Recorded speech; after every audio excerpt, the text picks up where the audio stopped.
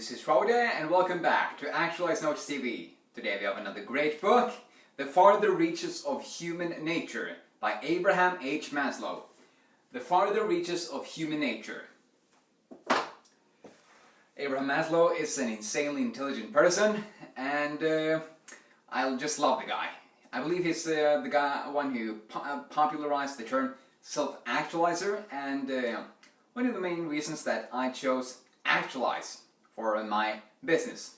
And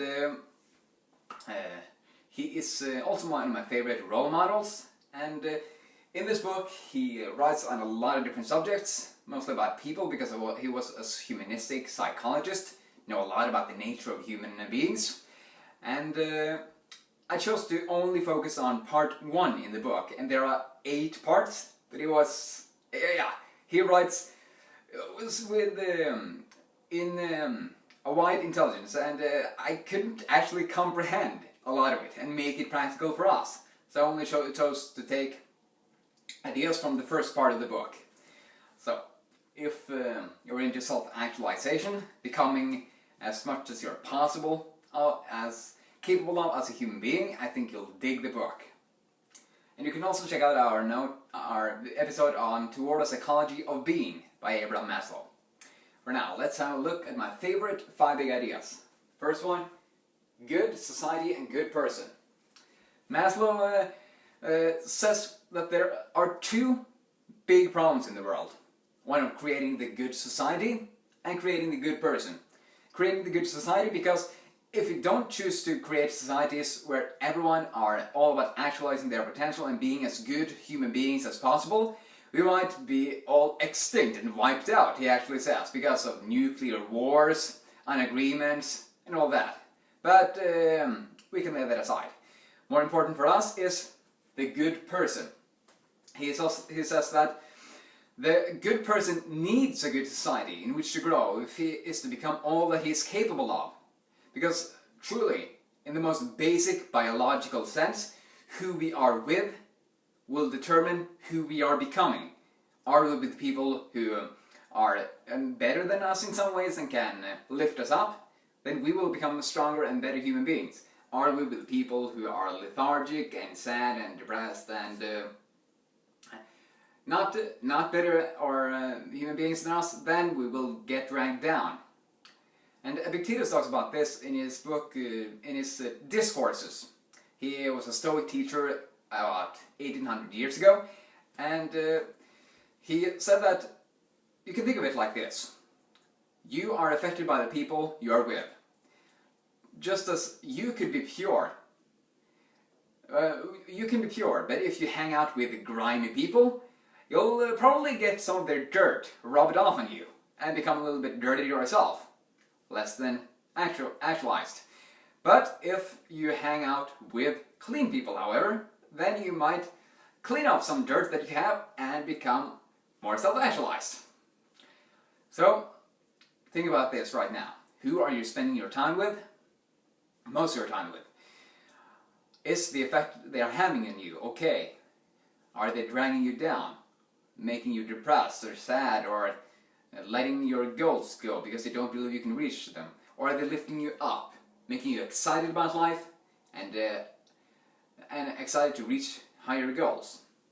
Then, important question, should you spend more or less time with these and these people? Get clear on that as we go on to our next big idea, fear of greatness. Maslow talks about fear of greatness. We fear our highest possibilities. Why? Because we don't want to be arrogant. We don't want to have hubris, as the Greeks called it. And hubris is this kind of sinful pride, the arrogance that you're better than everyone else. And because we don't want to be as people who are like that, we shortchange ourselves. We don't go for the visions that we believe we can fulfill, the goals we can accomplish, because we don't want to be arrogant. And to counteract this, he says that we've got to blend humility plus pride. Here we got to be aware of the godlike possibilities within, and the existential human limitations. He says that one of the best techniques to use to get rid of this fear of greatness, short-shaping ourselves, is to be able to laugh at ourselves and imagine that we are a worm trying to be God. So, more practically, what is your vision? What is the goal that you have for 1, 5, 10, 25, 50 years from now? And those are the godlike possibilities. And then, what are your existential human limitations? What can you do today, and maybe right now, to take one step closer to that goal? That's pride of your vision and humility of doing the work. Next big idea. And by the way, I have the vision of creating the greatest collection of wisdom ever and a good society filled with actualizers like me and you, who are all about self-actualizing, become better people, and we can lift each other up simultaneously and serve the world profoundly, of course. That's the godlike vision, and my humility is doing this work right now to learn about these ideas and human nature and how we can become as good as we possibly can. Okay, next big idea, actualizers. Maslow asks the best question I've ever heard.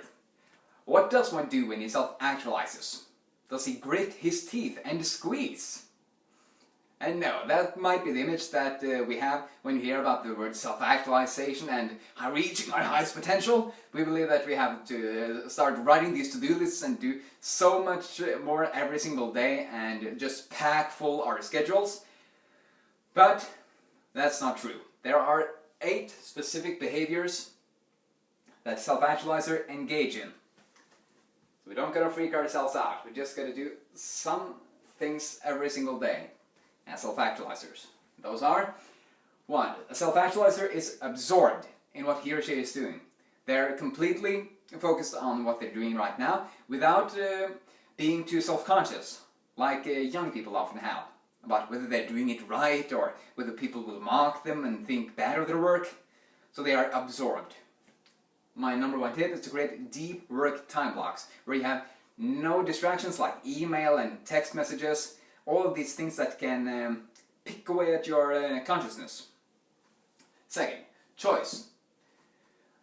Every single moment you have a regression choice, or you can step forward into growth, +1, or back into safety, -1.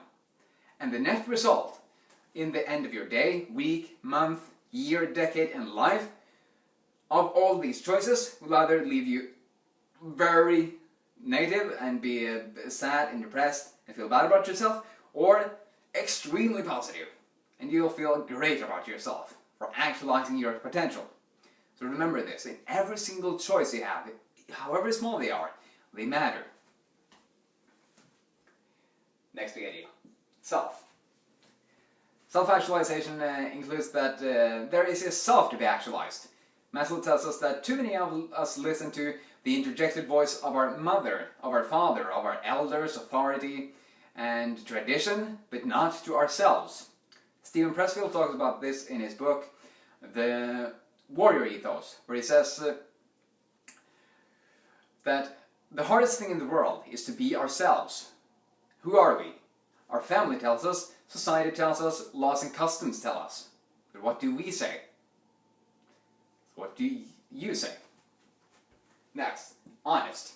The self-actualizer is honest, both to others, in order to gain their trust and be good, and to himself or herself.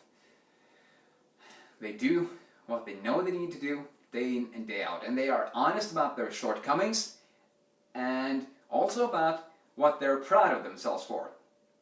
And they get better in their shortcomings, lifting them up, and keep being proud of those things they are proud of. Courage. You're gonna have the courage to do something that's not within the norm. You're gonna have the courage to be a non-conformist. You're gonna be an original, as Adam Grant talks about in his book Originals. And Emerson, of course, in his Self-Reliance. You need to trust thyself. Every heart vibrates to that iron string. Whatever you believe is right for you to do in this life, based on choices you have reflected upon, of course. That's better to do than to mindlessly go through and accept everything all other people tell you to do with your life. Next, work. Maslow says that becoming a second-rate physician is not a very good goal for a self-actualizer. You want to be a first-rate physician, or the best at what you do. Do you seek that? Remember that sense of pride and humility. Next, peak experiences.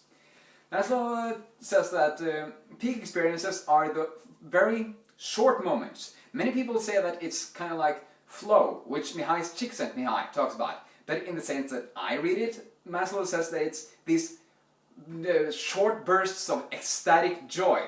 Not like the flow where you're just, time is passing away, but where you're insanely joyful. Maybe you have a realization, you understand something completely new.